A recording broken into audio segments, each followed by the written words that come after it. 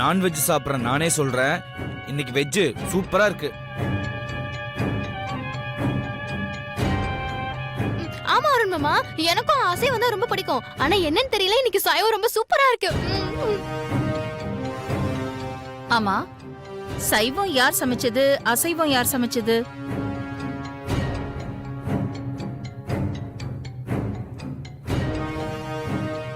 ஐஸ்வர்யா முகத்தில் இருக்க சந்தோஷத்தையும் மித்ரா முகத்தில் இருக்கிற வருத்தத்தையும் பார்த்தா வெஜ் ஐஸ்வர்யாவும் நான்வெஜ் மித்ரா தான் சமைச்சிருப்பான்னு நினைக்கிறேன்.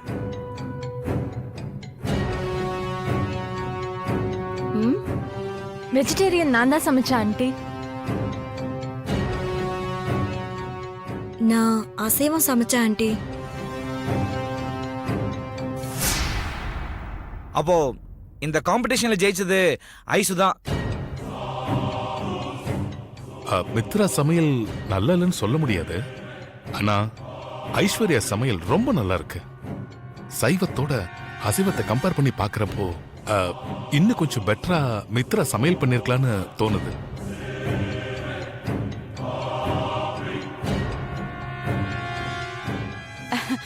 அக்கா, நீங்க என்னக்கா சொல்றீங்க? ஐஸ்வர்யா அளவுக்கு இன்னும் மித்ராவுக்கு சமையல் வரலன்னு தான் சொல்லணும்.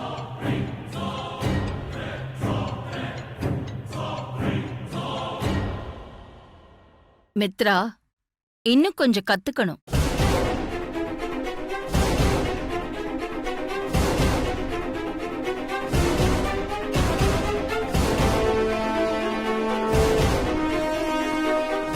ஓகே, எனக்கு நல்லா சமைக்க தெரியலன்னே வச்சுக்குவோம்.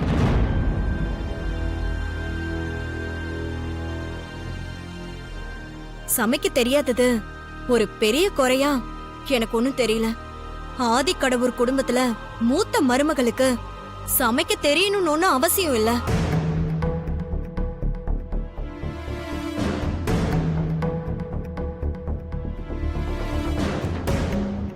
அப்படி இல்ல மித்ரா, சமையல் தானேன்னு சாதாரணமா நினைக்காத. மனுஷனுடைய அடிப்படை தேவைகள்ல முதன்மையானது உணவு. அதை தயார் பண்றதையும் பரிமாறுறதையும் எல்லா பெண்களும் நல்லாவே தெரிஞ்சு வச்சுக்கணும். ஆண்டி, நான் இப்படி கேக்குறதுக்காக நீங்க என்ன தப்பா நினைச்சுக்க கூடாது. உங்களுக்கு சமைக்க தெரியுமா?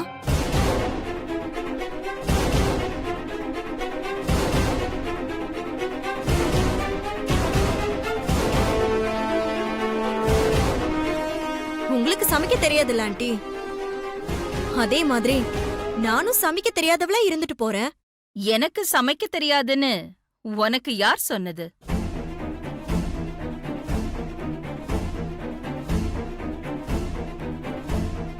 ஏங்க, என் சமையல பத்தி நீங்க கொஞ்சம் சொல்லுங்க.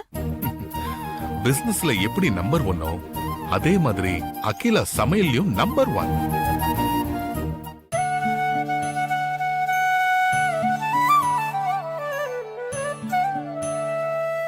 நலபாகுன்னு சொல்லுவாங்களே, அது அகிலாவோட சமையல்ல அப்படியே இருக்கும். சைவம்னாலும் சரி அசைவம்னாலும் சரி அகிலாவை அடிச்சுக்க முடியவே முடியாது. அவசரத்துக்கு சிம்பிளா ஒரு தொக்கோ துவையலோ பண்ணா கூட அது அவ்வளவு ருசியா இருக்கும்.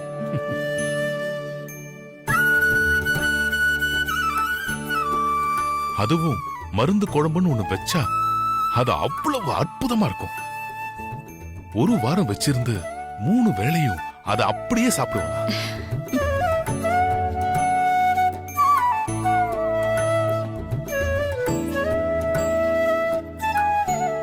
ஏதோ எனக்காக இவர் என் சமையல பாராட்டி சொல்றதா யாரும் நினைச்சுக்க வேண்டாம்.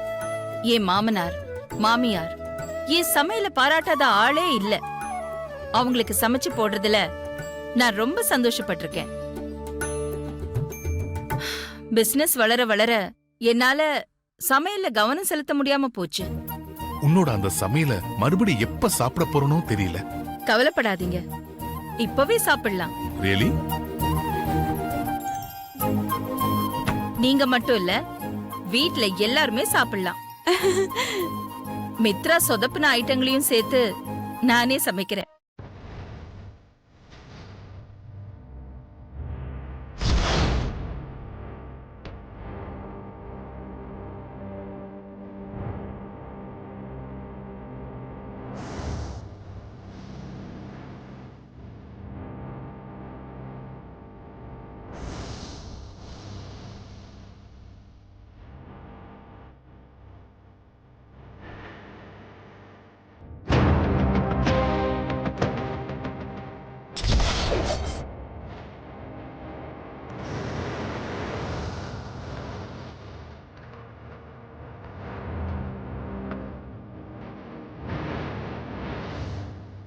அம்மா என்னம்மா இது நாங்கெல்லாம் இருக்கும்போது நீங்க எதுக்குமா கிச்சனுக்குலாம் வந்துகிட்ட நீங்க சொல்லுங்கம்மா நாங்களே செய்றோம். ஆமாம்மா. பரவாயில்ல. நான் சமைச்சு நீங்க யாரும் இன்னும் பார்த்தது இல்லைல்ல?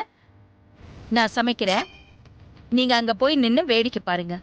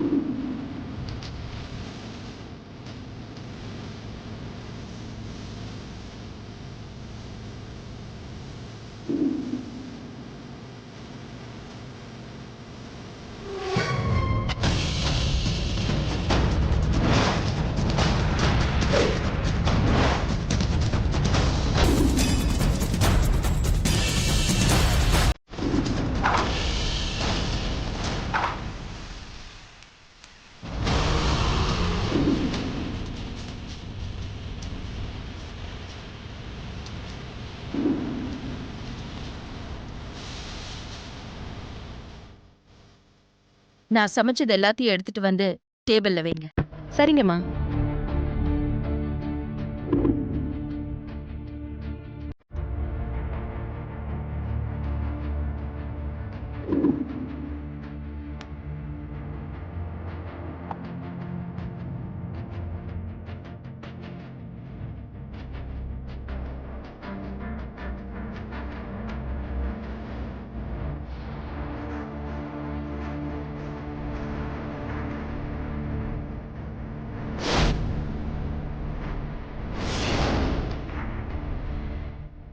எல்லாரும் உட்கார்ந்து என் சமையலை சாப்பிட்டு பார்த்துட்டு எப்படி இருக்குன்னு சொல்லுங்க. உட்காருங்க.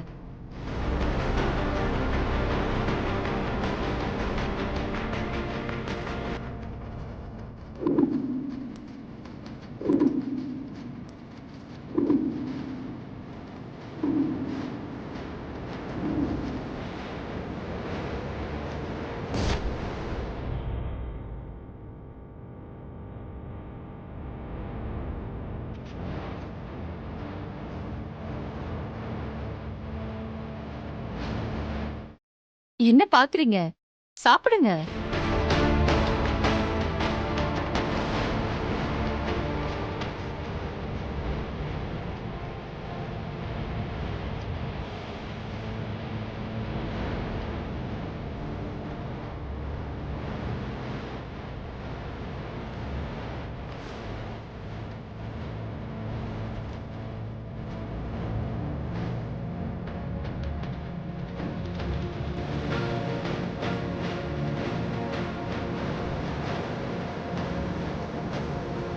பார்வதி, பட்டம்மா, நீங்களும் சாப்பிடுங்க.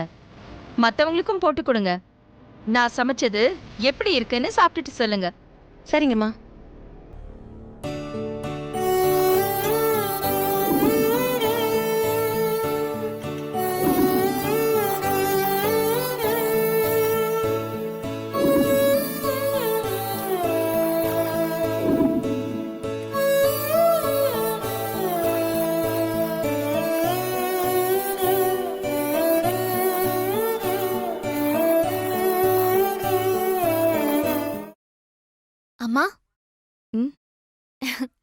இது மாதிரிலாம் எனக்கு சமைக்கவே வராது.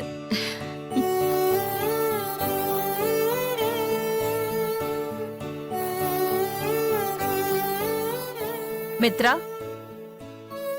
சமையல் தெரியாதது ஒரு குறையே இல்ல. ஆனா அத கத்துக்க தேவையில்லைன்னு நினைக்கிற பாரு, அதான் பெரிய குறை.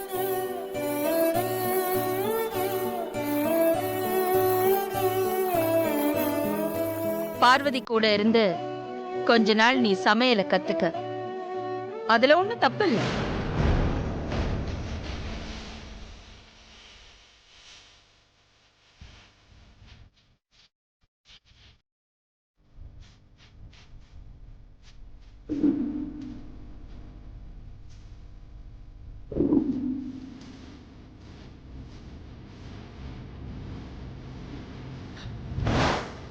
பார்வதி கூட இருந்து கொஞ்ச நாள் நீ சமையலை கத்துக்க. அதுல ஒண்ணும் தப்பு இல்ல.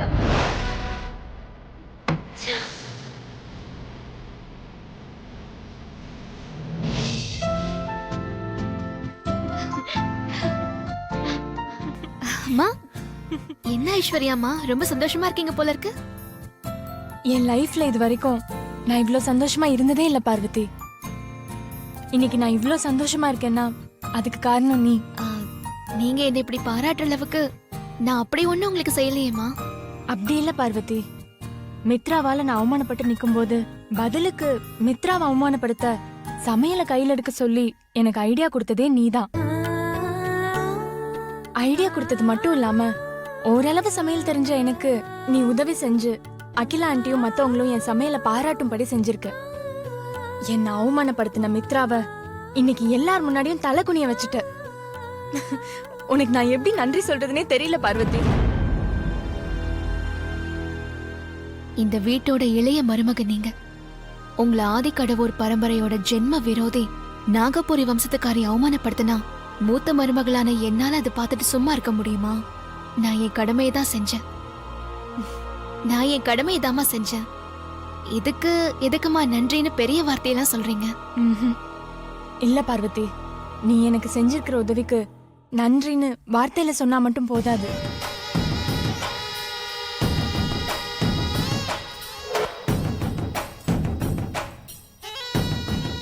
இந்தா, இத நீ போட்டுக்கோ. ஐயோ, இதெல்லாம் ஒண்ணு வேண்டாமா. நான் அன்போடு கொடுக்கறேன். நீ வேண்டான்னு சொன்னா என் அன்பையே வேண்டான்னு சொல்ற மாதிரி பார்வதி. ஐயோ ஐஸ்வர்யாமா, அப்படியெல்லாம் இல்ல. உங்க அன்பு எப்பவும் எனக்கு வேணும். கொடுங்க. நானே உனக்கு போட்டு விடுறேன்.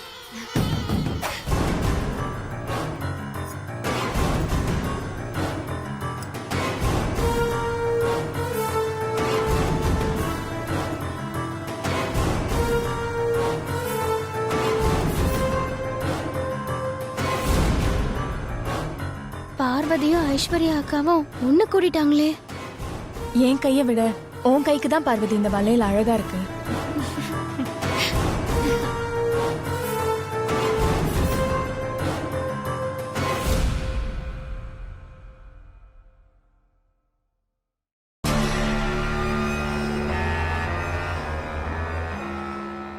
இவளுக்கும் இதெல்லாம் தேவைதான்.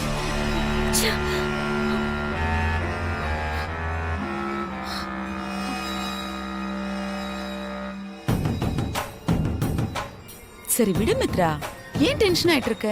ரிலாக்ஸா இரு. முடியல ஆண்டி.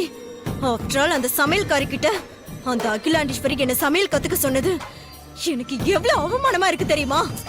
அட விடு மித்ரா, இப்ப அகிலா சொல்லிட்டாங்கிறதுக்காக நீ என்ன அந்த சமையல்காரி கிட்ட போய் அசிஸ்டண்டா சேர்ந்து வேலை கத்துக்க போறியா? இல்ல அந்த அகிலாண்டீஸ்வரி தான் பெரிய ஆண்டவனா? அவ சொல்ற பேச்சையெல்லாம் தட்டாம அப்படியே கேக்குறதுக்கு அவ சொன்னான்னா இந்த காதுல வாங்கி அந்த காதுல விட்டுட்டு போவியா? ஏற்கனவே எனக்கும் ஐஸ்வர்யாக்கும் நடந்த அந்த சமையல் காம்படிஷன்ல எப்படியோ ஐஸ்வர்யா ஜெயிச்சு என்ன தலை குனிய வச்சுட்டா. இப்போ அகிலா வேற பார்வதி கிட்ட சமையல் கத்துக்கோன்னு சொல்லி என்ன அசிங்கப்படுத்திருக்காங்க. அந்த ஐஸ்வர்யா எப்படிதான் ஜெயிச்சான்னு தெரியல. அவ எப்படியோலாம் ஜெயிக்கல மித்ரா, இந்த சமையல்காரி தான் அவளை ஜெயிக்க வச்சிருக்கா.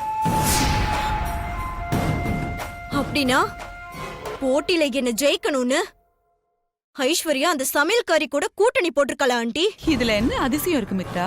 இந்த தேர்தல் நேரத்துல எதிரும் புதிருமா நின்னவங்க, வாய்க்கு வந்தபடி பேசினவங்க, இவங்க எல்லாத்தையும் மறந்துட்டு கூட்டணி வேணுங்கிறதுக்காக கைய குலுக்கி பொன்னாட போத்தி வீட்டுக்குள்ள போய் உட்காந்து விருந்து சாப்பிடுறது இல்லையா? அதே மாதிரிதான். ஆகாது ஆகாதுன்னு சொன்ன அந்த சமையல்காரி கூட இப்ப அந்த ஹோட்டல்காரி கூட்டணி வச்சிருக்கா. இதுக்கெல்லாம் எந்த லாஜிக்கும் இல்ல. மித்ராக்கா, ஏய், எதுக்கு நீ இப்படி அலற? அத்த, நான் கண்ணால பார்த்ததையும் காதால கேட்டதையும் சொன்னா என்னை விட நீங்க 2 பேரும் தான் டென்ஷன் ஆவீங்க. ஐயோ, எருமை பில்டப்லாம் கொடுக்காத. முதல்ல என்னத்த கேட்ட பார்த்தேன்னு சொல்லு, அதுக்கப்புறம் நாங்க டென்ஷன் ஆகுறோம். ஐஸ்வர்யாவ மித்ராக்கா கூட சமையல் போட்டி போட சொன்னதே அந்த பார்வதி தான் அத்த. கேட்டியா மித்ரா? நான் சொன்னது சரியா போச்சா? ஆமா, இந்த விஷயம் உனக்கு எப்படி தெரியும்? ஐஸ்வர்யா அந்த பார்வதிய பாராட்டி பரிசா வளையல கொடுத்தத பார்த்தாத்த. என்னது? அந்த சமையல்காரிக்கு இவ பரிசு கொடுத்தாளா? ஆமா அத்த, நான் உங்களுக்கு தெரியாம மறந்திருந்து கவனிச்சிட்டு இருந்தேன்.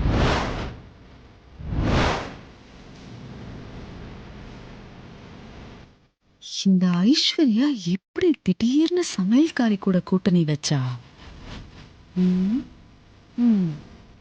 மித்ரா, அது ஒன்றும் பெரிய ரகசியம் இல்ல. அன்னைக்கு ஐஸ்வர்யா தூக்க மாத்திரை சாப்பிட்டு சாக கிடந்தப்போ இந்த சமையல்காரி பாஞ்சு ஓடி போய் ஹாஸ்பிட்டல்ல சேர்த்து காப்பாத்தினால, அந்த பாசம்தான் 2 பேரும் ஒன்னா சேர்ந்திருக்காளுங்க. ஏற்கனவே அந்த அருண் அந்த சமையல்காரிக்கு தான் சப்போர்ட் பண்ணுவான். இப்போ அவன் பொண்டாட்டியும் அவ பக்கம் சாஞ்சிட்டாளா? அவ சாஞ்சிருக்க மாட்டா, இவ சாச்சிட்டா. நான் தான் சொல்லிருக்கேன்ல, அவ ஜாதகம் அப்படின்னு. இனிமேதான் நம்ம இதுங்க எல்லாத்துக்கிட்டையும் ரொம்ப ஜாக்கிரதையா இருக்கணும் மித்ரா. ஆமா ஆண்டி, நீங்க சொல்றது கரெக்ட் தான். ஏய், தின்னி முட்டை, இங்க நின்னு பூம் பூம் மாடு மாதிரி தலைய ஆட்டிட்டு அப்புறம் ஐஸ்வர்யா கிட்ட போய் எல்லாத்தையும் உளறி வைக்காத. சரிங்க அத்தை, சாப்பாடு தவிர வேற எதுக்கும் நான் வாய் திறக்க மாட்டேன்.